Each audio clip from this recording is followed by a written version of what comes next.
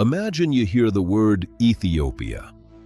One image immediately comes to mind: hunger, dry land, the swollen bellies of children from the 80s on old-time magazine covers. That image is 40 years out of date. Beneath it lies a country that works in a completely different way. Ethiopia is the only African country that was never a European colony. Except for 5 years of Italian occupation from 1936 to 1941, the population's about 128 million people. It's the second most populous country in Africa after Nigeria. There are 9 UNESCO World Heritage Sites in the country. More than 80 languages are spoken in the country. The country adopted Christianity in 316 AD.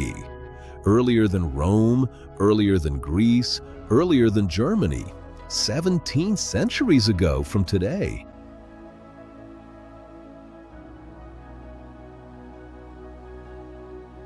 The Ethiopian calendar differs from the Gregorian calendar by 7 to 8 years.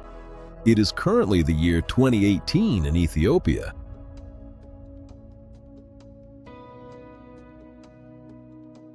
The calendar has 13 months. 12 months of 30 days each, and one small month of 5 or 6 days.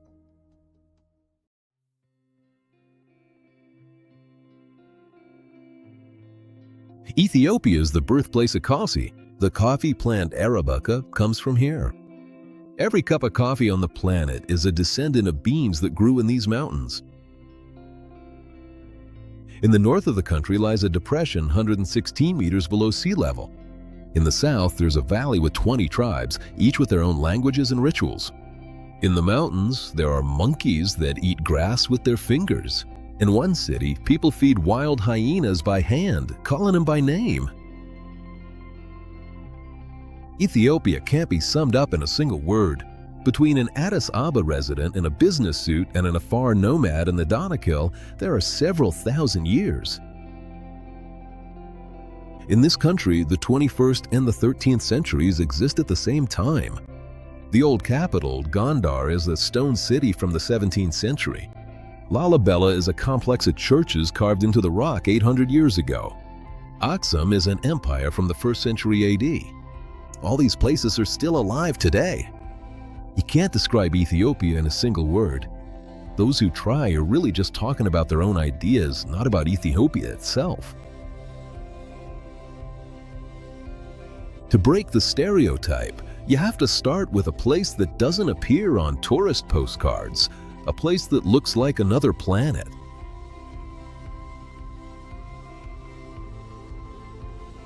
In the north of Ethiopia lies a stretch of land that has sunk 116 meters below sea level.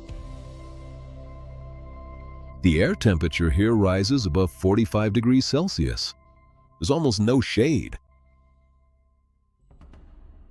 This is the Danakil Depression.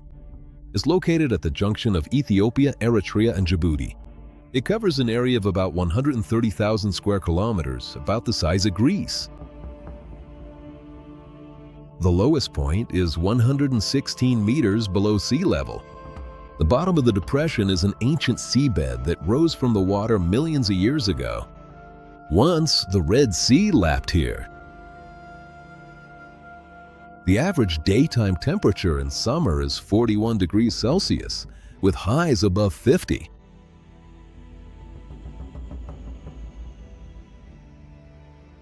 According to some weather stations, it can reach up to 55 degrees. Humidity is below 20%. Your skin dries out in minutes, your eyes water from the dryness, and breathing becomes difficult. The annual rainfall is about 100 millimeters, less than the average in the Sahara. It rains once every few years. There is almost no vegetation. The ground is covered with salt, sulfur, and basalt. The color of the soil changes from white to black, passing through yellow, orange, and green. Salty lakes are scattered throughout the entire depression. The largest lake is Lake Afar. Its salinity is 5 times higher than that of seawater.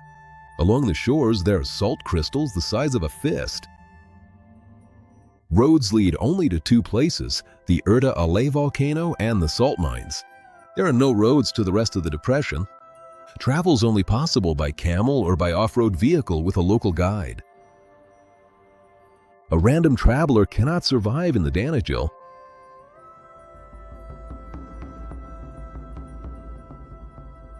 Without water, without a guide, and without shelter from the sun, a person will die within a day. The internal organs overheat, the blood thickens, and the heart stops.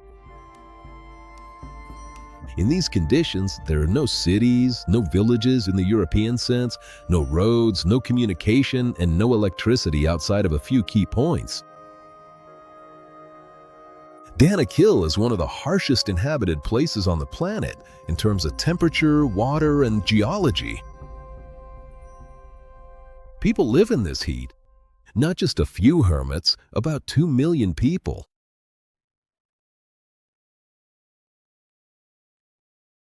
At the junction of 3 countries lives a people numbering about 2 million.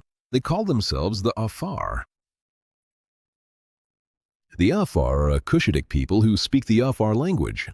The language belongs to the Afro-Asiatic family. A written script only appeared in the 20th century. Most Afar live in Ethiopia, with some in Eritrea and Djibouti. For them, the borders between countries don't exist. Caravans pass freely. The Afar migrate between seasonal wells. A single family may have anywhere from 10 to 50 camels. Besides camels, they have goats and sometimes small livestock. Their dwelling is a dome-shaped portable hut called an eyrie, with a frame made of acacia branches and a covering of woven mats and goat skins. It has a diameter of about 2.5 meters and a height of 1.5 meters in the center. The hut can be assembled and disassembled in 2 hours. When the well at their campsite dries up, the family takes down their huts, loads them onto camels, and moves on to the next one. The routes are passed down from father to son by memory. Their religion is Sunni Islam. The Afar people converted to Islam about 1,000 years ago. Before that, they practiced local beliefs with ancestor worship and earth spirits. Traces of these beliefs have been preserved in wedding and funeral rituals. Afar men traditionally carried a curved knife called a stelae. The blade is about 25 centimeters long, with a sharp curve. In the past, the nomadic code of honor included blood feuds. Modern Ethiopian law is gradually regulating these traditions. The literacy rate in the Afar region is one of the lowest in Ethiopia, about 20%. There are few schools in the area. Most schools are located in a few large settlements. The Ethiopian government has little control over the region. The Afar govern their lands through tribal councils. Each clan has its own elder. Disputes are resolved by a council of elders. A family's income comes from selling goats at the markets in Samara and Loja, from working with salt caravans, and from occasional tourist jobs. The Afar have not integrated into modern Ethiopia. They live alongside it. This parallel way of life is older than any modern state around them. Why is it so hot, salty, acidic, and frightening here in particular? The answer lies beneath the feet of the Afar, several kilometers underground.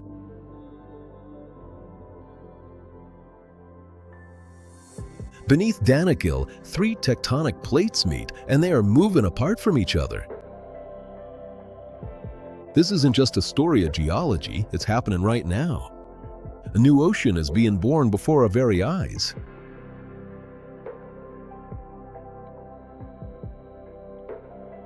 Under Danakil is the junction of 3 plates. The Arabian plate is moving east, the Nubian plate is moving west, and the Somali plate is moving southeast. This point is called the Afar Triple Junction. The plates are moving apart from each other at a rate of about 2 centimeters per year. By geological standards, that's very fast. In 100 years, that's 2 meters, and 1,000 years, 20 meters. In the rift beneath the plates, the mantle rises. Molten rock from a depth of about 100 kilometers moves upward and escapes to the surface through cracks. This is how the volcanoes of Danakil are formed.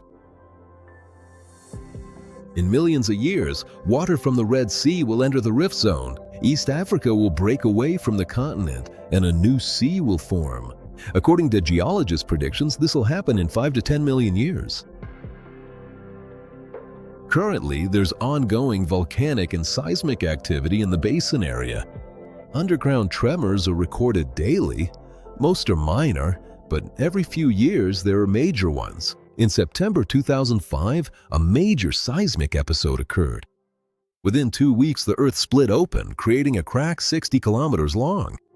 At its widest point, it was 8 meters across and several hundred meters deep.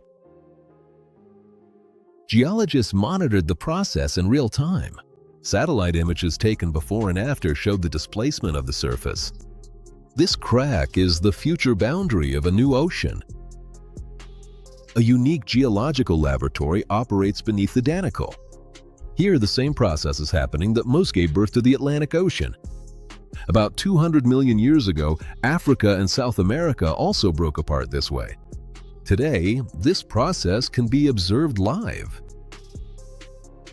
For centuries, Afar nomads have traveled across this land, unaware that a planetary process is happening beneath their camels. They give individual cracks the names of spirits. Geologists call them rift zones.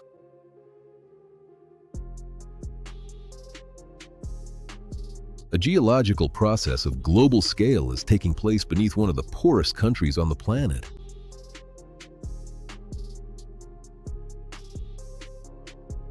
When the plates move apart, the mantle rises through the fault. At one point in Danakil, it has reached the surface.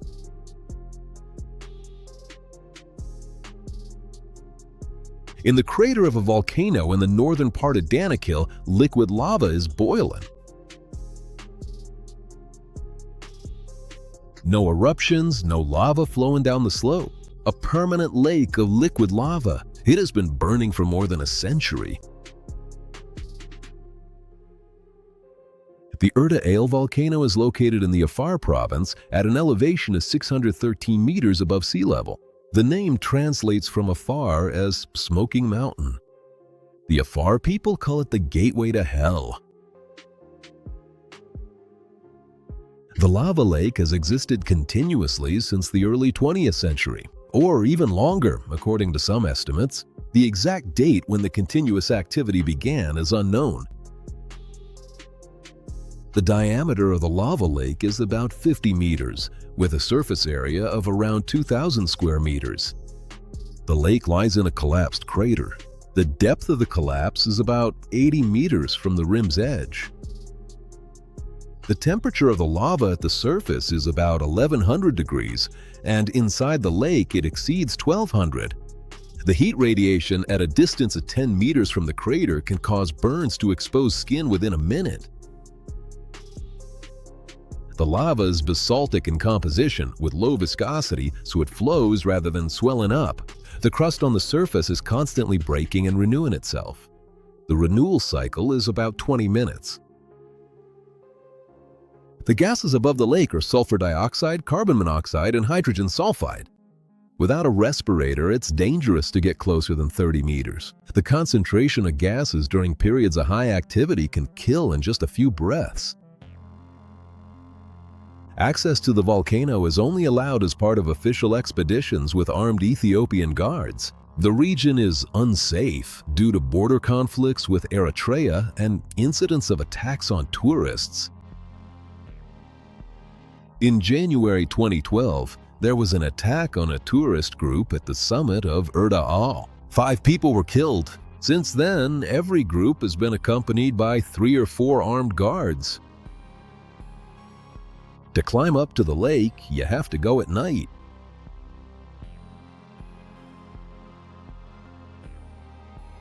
During the day, the air temperature on the slope is over 50 degrees Celsius. The ascent takes about 3 hours. At the summit, there are several stone shelters for overnight stays. In the darkness, the red lake glows from below. The crater looks like a window into the Urim. The crest of lava cracks and a fresh flow emerges from underneath. A stone thrown in disappears into the red liquid in a second. Dozens of kilometers from the lava lake, there's another kind of hell, not fiery but acidic. In Danakil, there's an area that looks like another planet. Yellow, green, white, and orange fields, pools with bubbling liquid. The air smells of sulfur and chlorine. This is Dallol, a hydrothermal field in the northern part of Danakil. It covers several square kilometers. Beneath Dallol lies a large deposit of salts about 2 kilometers thick. Hot springs rise through these salts from deep underground. The water comes to the surface at temperatures up to 110 degrees Celsius. The acidity of some pools is about 0.1 on the pH scale. That's more acidic than car battery acid. Sulfuric acid, diluted by half, has a pH of about 1.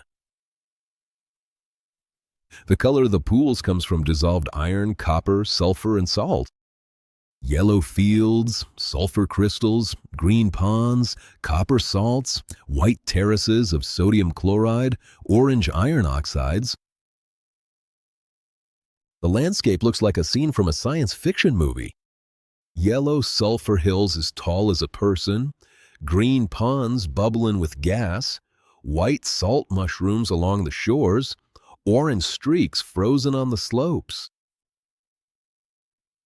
In 2019, a French-Spanish scientific team published a study in the journal Nature, Ecology, and Evolution. They tested several pools in Dallol for the presence of microorganisms. In some of the pools, there is no life at all, not bacteria, not archaea, not even viruses. This is a rare occurrence on our planet.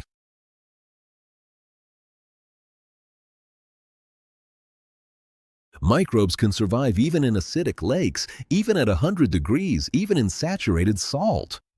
But the combination of all three factors at once kills any known form of life.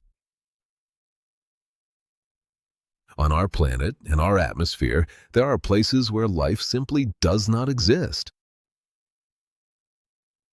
Scientists come to Dallol in protective suits, taking samples with pipettes attached to long poles. The air burns your throat, and acidic splashes from the bubbles can land on your skin. It's impossible to work without full protection. The Afar people pass by Dallol on their way to collect salt. They don't go near the brightly colored pools. The elders warn the young, this place is not for people. And why did the Afar cross this place? For what lies right here under their feet.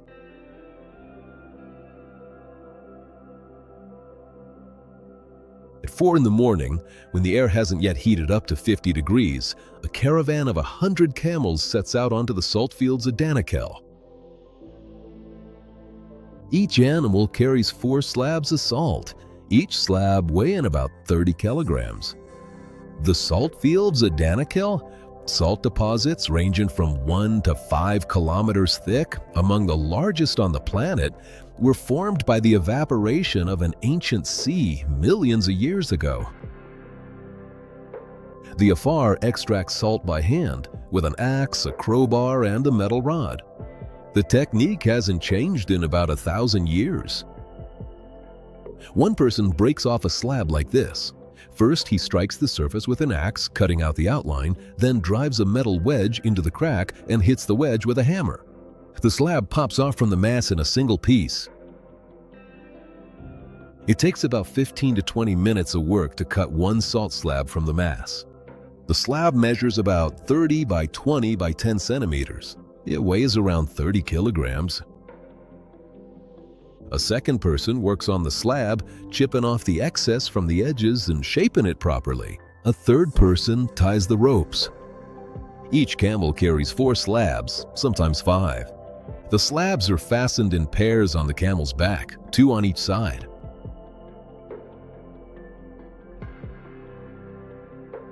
The total weight of the load is about 120 kilograms per animal. The caravan travels from Danakil to the city of Makela in about 3 days. The distance is about 120 kilometers. The elevation difference is about 2,000 meters. The road climbs from below sea level up to the highlands.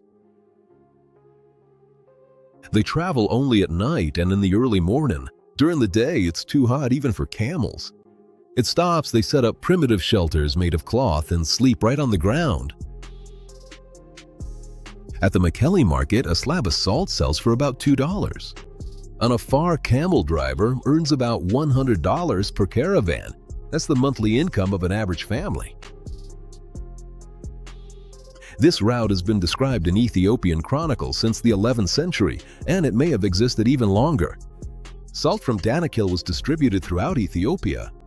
Until the 20th century, salt slabs were used as currency.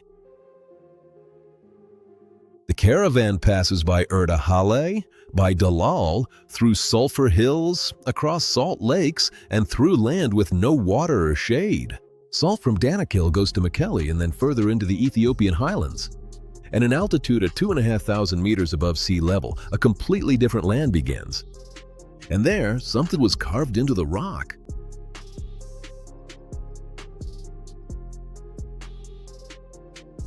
On the plateau, at an altitude of 2,500 meters, stand 11 stone churches. They weren't built from above. They were carved from the top down out of solid volcanic rock with iron chisels in the 12th century. This is Lalibela, a city in the Amhara region in northern Ethiopia. The elevation's about 2,500 meters above sea level. There are 11 monolithic churches within the complex. They're divided into two groups, northern and southern. A stone corridor with tunnels runs between the groups. The most famous is Bete Georgis, the Church of St. George. It stands apart from the two main groups and is built in the shape of a Greek cross. The sides of the cross are all the same length.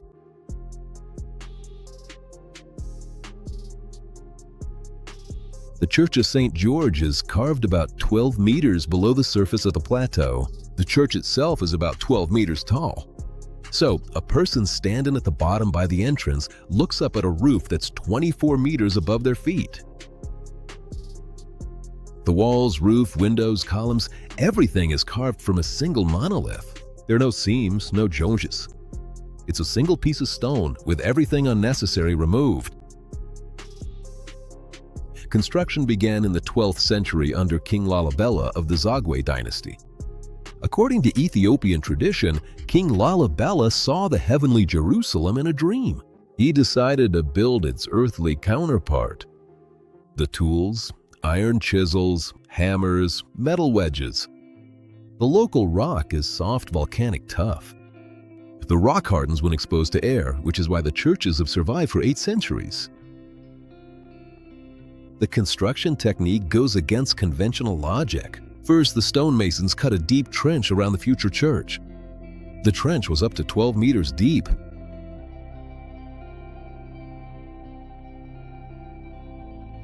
Then they worked inward. From the top, they shaped the roof, gradually moving downward, revealing the walls, windows, and doors. The interior work progressed as they went lower. The stone from inside the church was carried out through narrow corridors. According to various estimates, building all 11 churches took anywhere from 50 to 200 years. Chisel marks have been preserved on the walls.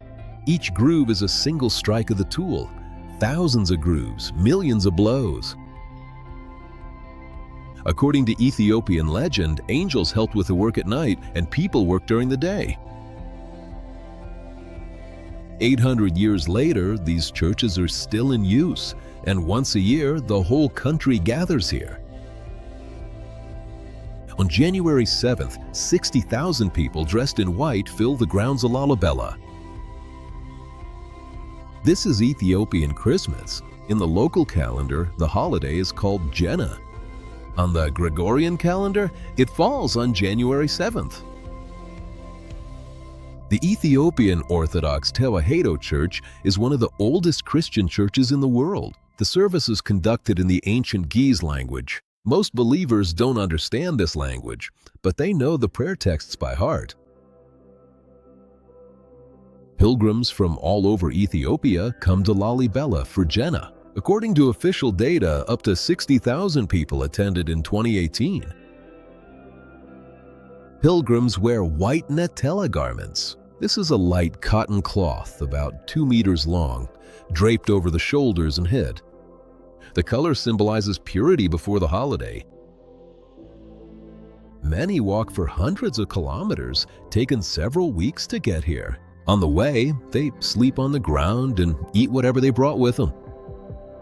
On Christmas night, the stone courtyards of Lalibela are filled with a solid mass of white-clad figures holding candles. Sounds, the deep chanting of priests, the beat of drums, the whispered prayers of thousands of voices at once. The service lasts about 12 hours, from sunset to sunrise. The priests read texts from scrolls. The choir responds. At certain intervals, the liturgical dance, David, is performed. Priests in special robes move to the rhythm of a sistrum, an ancient metal instrument. The chief priest wears a special crown. A cross is embroidered on the crown. In his hands, he holds a liturgical staff and a cross made of chased silver. Each church in Lalibela has its own set of sacred objects. In the stone tunnels between the churches, pilgrims stand shoulder to shoulder. The air is humid from the breath of thousands of people. Candles illuminate only the faces. The walls remain in darkness. After dawn, the priests carry out the tablet, a replica of the Ark of the Covenant. The tablet is covered with a red cloth. It is carried on the head. Pilgrims fall to their knees as the procession passes by. When the service ends, 60,000 people begin to head for the exit all at once. The narrow stone corridors fill up. It takes several hours to move. The building has been in continuous use for 800 years. There are almost no other working temples in the world with uninterrupted services like this.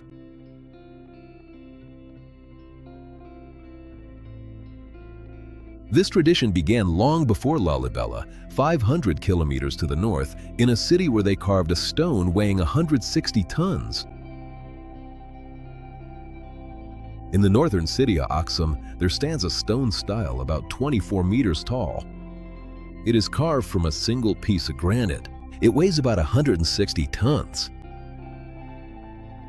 The kingdom of Axum existed roughly from the 1st to the 7th century AD, controlling the trade routes of the Red Sea and part of the Arabian Peninsula. At the height of its power, it was one of the 4 great empires of the ancient world, alongside Rome, Persia, and China. The main visual symbol of Axum is the stelae, stone obelisks erected over the tombs of kings. There are more than 170 of them in the city. Their height ranges from 3 to 30 meters. The tallest standing one, the Great Stele of Axum, is 24 meters high and weighs 160 tons. It was carved from a single piece of granite, quarried 3 kilometers from the city.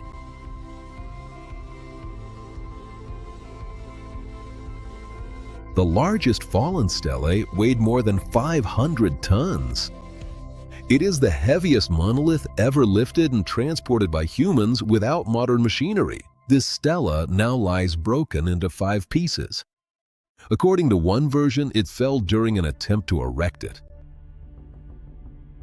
The stelae are carved with images of multi-story buildings, windows, doors, and balconies. These are representations of the real architecture of Axum in the 1st century AD. The architecture itself has not survived. The stones of Axum were taken apart for construction during the Middle Ages. The stelae remain. In 316, King Ezana of Axum converted to Christianity. This happened before Christianity became the official religion of the Roman Empire, before most European states.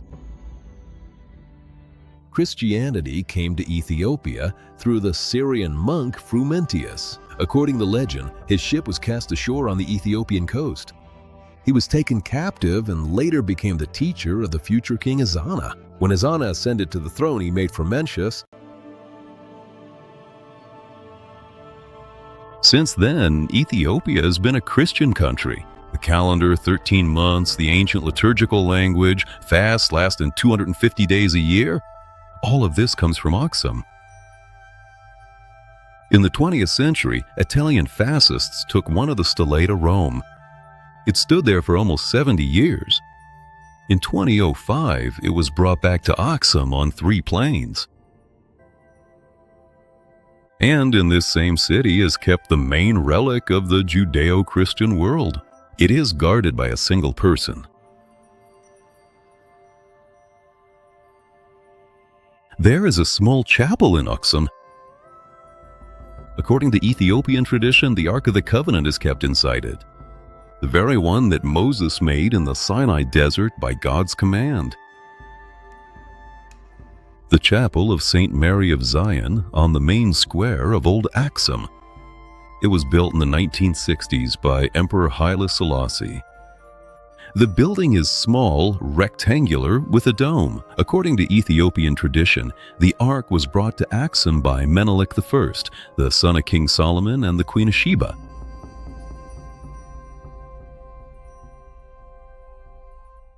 This happened around the year 1000 BC. According to this legend, Menelik swapped the original Ark with a copy in Jerusalem and brought the original to Ethiopia. This story is recorded in the Ethiopian book Keber Nagast, The Glory of the Kings. The book is part of the sacred canon of the Ethiopian Church. For Ethiopians, the story of Menelik is not a legend, but documented history. Since then, the Ark has been guarded by a single monk. He is appointed to this position for life. The monk guardian never leaves the chapel grounds until his death. He lives in the inner courtyard, prays around the clock, and eats only what other monks bring him. He does not speak to outsiders and never leaves the enclosure. After his death, he personally chooses his successor from among the priests of Axum. The candidate must undergo a strict test of purity. Once appointed, the new guardian immediately takes the place of the deceased. No one except the guardian has ever seen the Ark.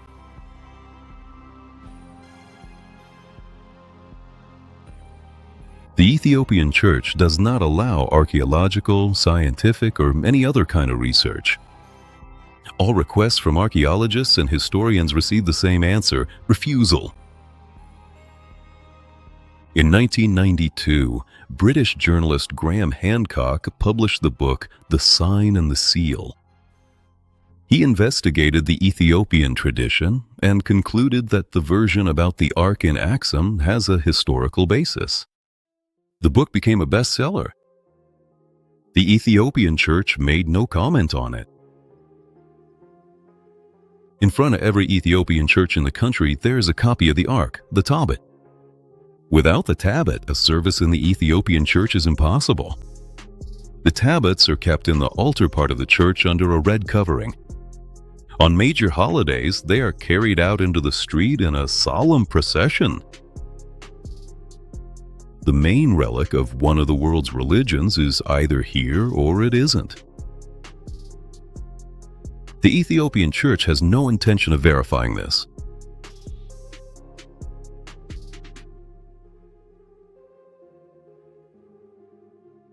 In the north of Ethiopia stands a stone city from the 17th century. 5 castles, walls, towers, a library, and baths.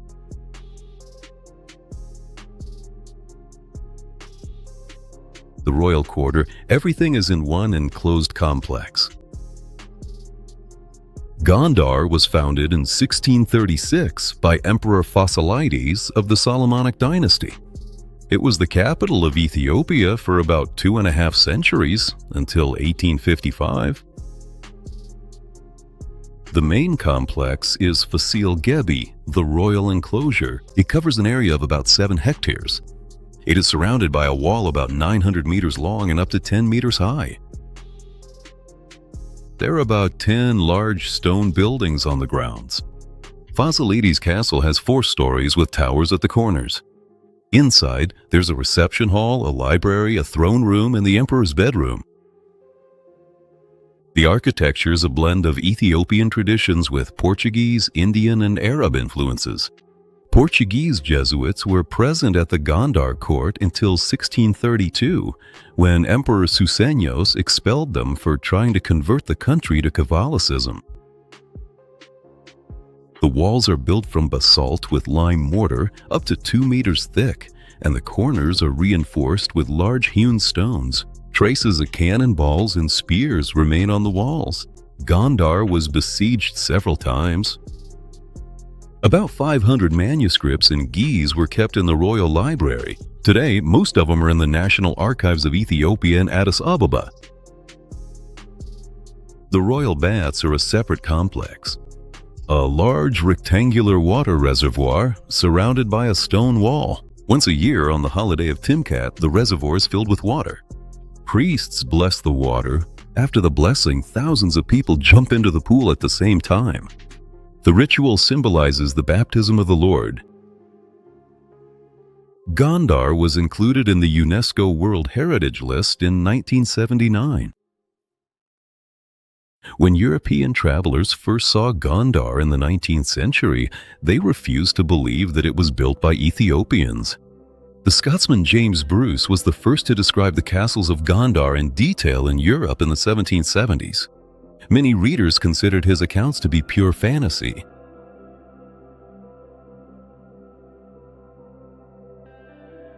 Modern archaeology has confirmed Gondar was built by local craftsmen. The names of several of the main architects have been preserved in Ethiopian chronicles. Gondar stands at the foot of a mountain range that rises to 4,500 meters.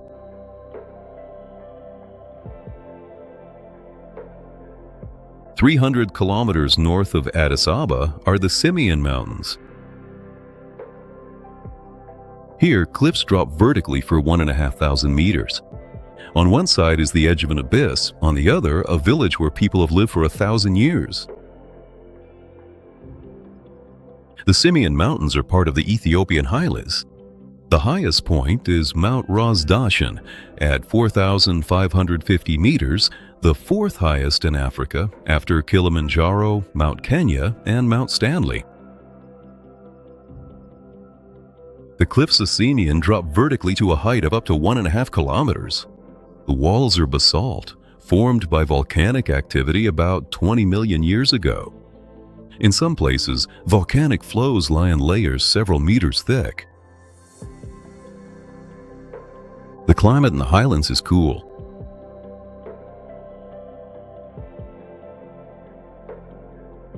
In winter, nighttime temperatures drop below zero. Frosts occur. Snow is rare. Morning frost is a common occurrence. There is a lot of rain, up to 2,000 millimeters per year. The rainy season lasts from June to September. The land becomes covered with green grass. Endemic plants bloom, giant lobelias up to 8 meters tall, which from a distance look like candelabras. The land is cultivated in terraces. Each family has several strips on the slope. The main crops are teff, barley, and wheat. Teff is an Ethiopian grain with seeds the size of poppy seeds. Injera, Ethiopia's national bread, is made from teff. The villages of Simien are perched on narrow ledges between rocky cliffs. The houses are round, with conical thatched roofs and walls made of stone held together with clay. Inside there's an open hearth, benches along the walls, and a low ceiling. The people of Simien are Amhara, Orthodox Christians. Every morning they go to the local church before starting work in the fields. Most of Ethiopia is highland.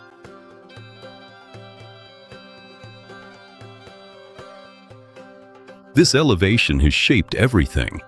This elevation protected the country from the Arab conquests of the 7th century, from European colonization in the 19th, and from outside influence in general.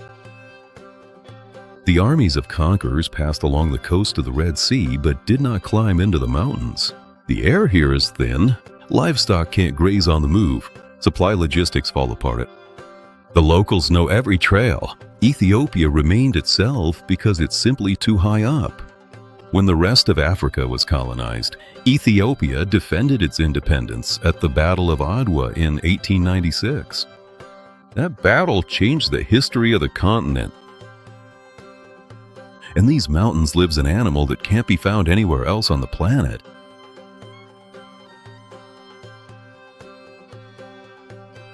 On the cliffs of the Simien Mountains live monkeys the size of a dog, with thick brown manes and a bright red triangle on their chests. These are geladas, a genus of monkeys from the guinan family. Their Latin name is Therapithecus gelada.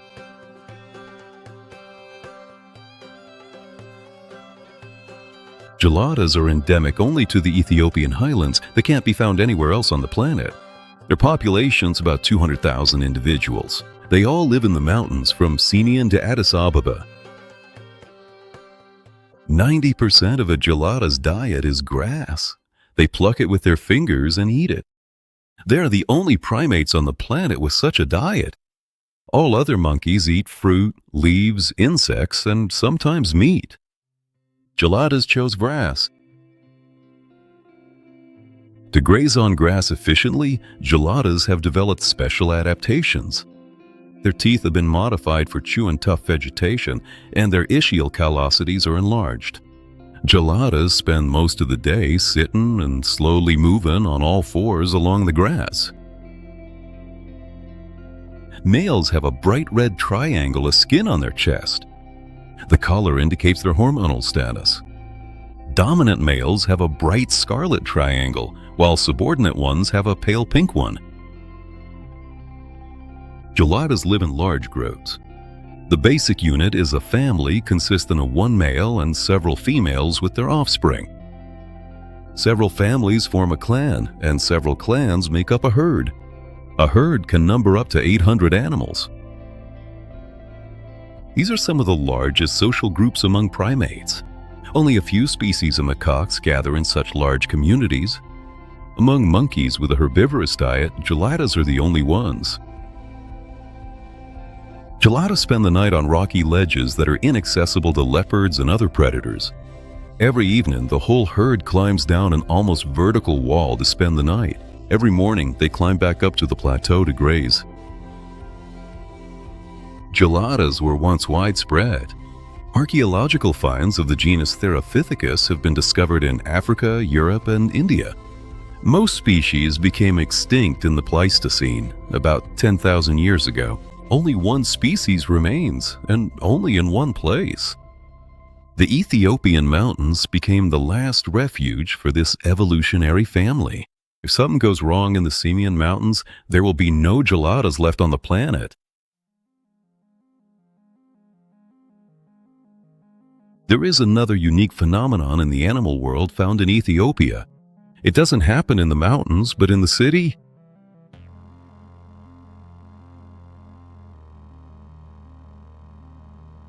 Every evening at 8 o'clock in the eastern Ethiopian city of Harar, a man goes outside the city walls with a basket of meat.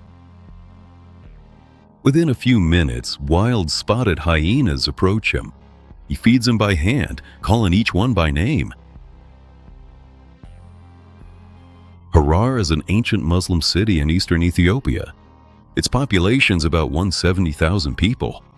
It was founded around the year 1000 AD. In local Muslim tradition, it is considered one of the 4 holy cities of Islam after Mecca, Medina, and Jerusalem. Harar has more than 80 mosques within the old city. The city is included on the UNESCO list as a city of saints. The city walls are about 3.5 kilometers long, up to 5 meters high and about 5 centuries old. Inside the walls is a labyrinth of narrow streets, 2 main markets, and traditional Harari houses. Harari houses have a unique interior architecture. The main room is called the girgir. The floor is covered with colorful carpets and dozens of woven baskets hang on the walls. The baskets are part of the bride's dowry. The number of baskets shows the family status. Coffee was born in this region. According to one version, it was from the surroundings of Harar that coffee beans made their way to Yemen in the 15th century, and from there to the rest of the world. The tradition of feeding hyenas in Harar has existed since the 19th century. According to one version, it started in the 1870s, according to another, even earlier. A third version traces the ritual back to the 16th century, when the city suffered from famine and packs of hyenas approached the walls. Originally, hyenas were fed so they wouldn't attack livestock and people. According to local belief, a well-fed hyena doesn't hunt. Hyenas were also considered messengers of the Jinn. Feeding them is a form of religious offering. Each hyena has a name. The feeders call him and address him by name. Come here, Chaltu. Wait, camera, don't push. Hottie. The hyenas respond to the sound. Today, there are two main hyena men working in Harar. They inherit this right. Feeding continues every evening and has been going on for a century and a half. Hyenas are among the strongest predators in Africa. Their bite can crush bone, but in Harar, they come to people like cats coming for dinner. Harar is famous for something else as well. According to local legend, it was here that the world's most famous drink was first brewed. The coffee you drank this morning comes from here. Every cup of coffee on the planet is a descendant of beans that grew in the Ethiopian mountains. The coffee arabica plant originates from the southwestern part of Ethiopia, in the Afar region. The word coffee is etymologically linked to the name of this region. According to local legend, in the 9th century, a shepherd named Kaldi noticed that his goats became more energetic after eating red berries from a wild bush. Kaldi tried the berries himself.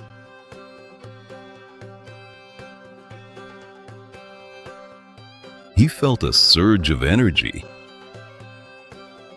The story of Kaldi was recorded in Arabic sources in the 17th century. It's hard to consider it a reliable story, but what is certain is that coffee as a beverage was first consumed in this region. The beans were chewed, soaked in water, and used to make decoctions. From Ethiopia, coffee made its way to Yemen in the 15th century. Yemeni Sufi masters roasted the beans and brewed the drink for their night prayers.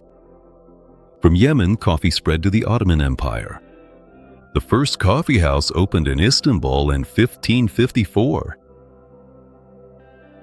Coffee arrived in Europe in the 17th century via Venice. The first cafe in London opened in 1652. 100 years later, coffee houses became centers of political and literary life in Europe. Today, Ethiopia is the 5th largest coffee exporter in the world, producing about 500,000 tons per year. The main varieties are Yirgacheffe, Sidamo, Harar, and Limu. Each has its own distinctive flavor. About 15 million Ethiopians work in the coffee industry. That's about 15% of the entire working-age population. The traditional Ethiopian coffee ceremony, Buna, lasts about an hour. Green coffee beans are roasted on a pan in front of the guests, then ground by hand in a stone mortar and brewed in a special clay pot called a jubena, which has a long curved spout. The coffee is served in 3 rounds. Each round has its own name: Abel, Tona, Baraka. Leaving after the first cup is considered a serious insult. A full ceremony requires drinking all 3 rounds. The coffee is served in small cups without handles. Roasted corn kernels are served with the coffee, sometimes bread with butter, and sometimes honey. Everyone who drinks coffee in the morning is taking part in a tradition that began in the Ethiopian highlands more than 1,000 years ago.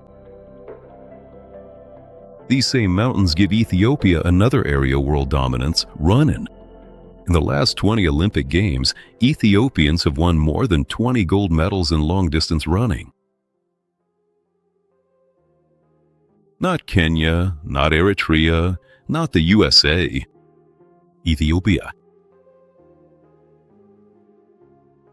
Ethiopian runners have dominated long-distance running worldwide since the 1960s.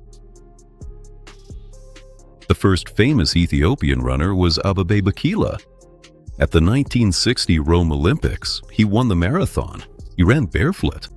His time was 2 hours, 15 minutes, and 16 seconds. It was the world record at that time. 4 years later, in Tokyo, Bikila won the marathon again, this time wearing shoes, becoming the first person to win the Olympic marathon twice in a row. A modern famous runner is Kenenisa Bekele, the world record holder in the 5,000 and 10,000 meters, Olympic champion, and multiple world champion. In 2019, he ran the Berlin Marathon in 2 hours, 1 minute, and 41 seconds. At that time, it was one of the best results in history. Among women, Tirunesh Dibaba is a 3-time Olympic champion and world record holder. Genzabe Dibaba, Almaz Ayana. The list of Ethiopian female champions goes on for pages. Most Ethiopian runners come from the Arsi region in the town of Bakoji. This is a highland area at an altitude of about 2,500 meters. At this altitude, the body produces more red blood cells, and the blood carries more oxygen. This happens to anyone who grows up in the mountains. For Ethiopians, this turns into a sporting advantage. When a runner from such an environment comes down to the lowlands for competitions, their endurance surpasses that of competitors from flat countries. Their hemoglobin level is higher and fatigue sets in later. Besides altitude, lifestyle is also a factor. Young people in mountain villages walk 5 to 10 kilometers to school every day through the mountains from an early age. This is natural endurance training. In Ethiopia, running's a way out of poverty. A strong young runner can earn 100 times more than the average worker. The prize fund of a major marathon can be up to $500,000 for first place in a country where the average income is about $1,000 a year. A former champion buys a house for his parents, pays for his siblings' education, feeds the village, and builds a school. From the Addis Ababa Stadium heading south toward the border with Kenya and Sudan, into the valley where Ethiopia ends and something else begins. About 24 tribes live in the Omo River Valley in southern Ethiopia. They have their own languages, their own rituals, their own relationships with their bodies, food, and time. The Omo Valley is in the southern part of Ethiopia near the border with Kenya. The area covers several tens of thousands of square kilometers. About 200,000 people from around 20 different tribes live in this territory. The main tribes are the Mercy, Hamer, Karo, Surma, Bume, Dasanek, and Yangatam. They differ in language, clothing, daily life, and rituals. The Mercy tribe is known for the plaits women wear in their lower lips. Before getting married, a woman makes a cut in her lower lip and gradually inserts clay discs of increasing diameter. After several months, a disc up to 15 centimeters in diameter can fit in the lip. The size of the disc shows the family's status and the bride's worth. According to Mercy customs, a larger disc entitles the bride to a higher bride price, more cows and goats. Today, this tradition is gradually fading. Young women often refuse to wear the disc. The Hamer tribe is known for the bull jumping ceremony. A young man only becomes an adult after he runs across the backs of bulls lined up in a row 4 times in a row without falling. If he falls even once, he has to try again the next day. If he doesn't succeed, he only becomes an adult the following year. The Kara tribe is known for their body painting. White, ochre, and black paint made from chalk, clay, and ash. Patterns are applied every day, washed off by evening, and new ones are drawn the next morning. The patterns show clan affiliation and social status. The languages of most tribes belong to the Nilo-Saharan and Afro-Asiatic families. Many of them don't have a written language. Young people learn to read and write in Amharic schools, but at home they speak their native language. Since the 21st century, hydropower, irrigation, and sugarcane plantations have come to the valley.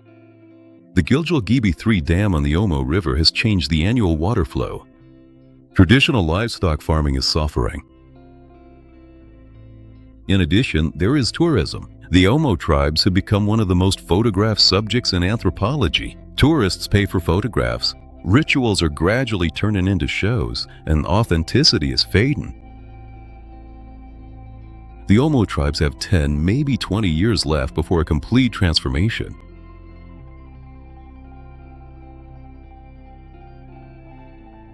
Young people are leaving the villages. The elders remember how things used to be.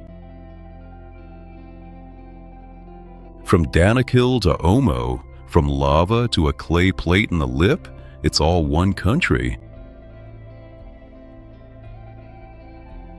More than 128 million people live in Ethiopia at the same time. They speak 80 different languages. They belong to dozens of faiths, tribal traditions, and economic systems.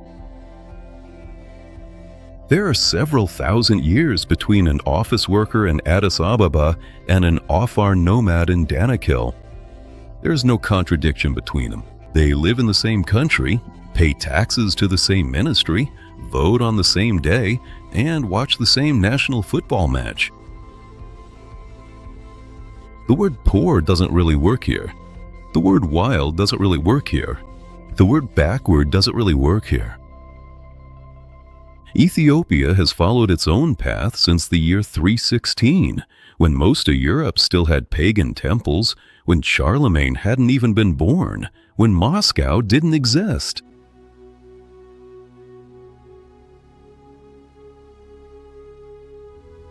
The picture from the 1980s has long since stopped being complete. Beneath it is a country shaped by geography, climate, history, and memory.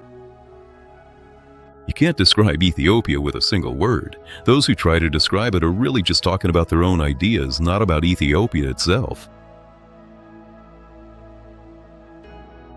Beneath the old image of famine from the 1980s lies a heavier, more accurate, and inconvenient reality that can't be simplified.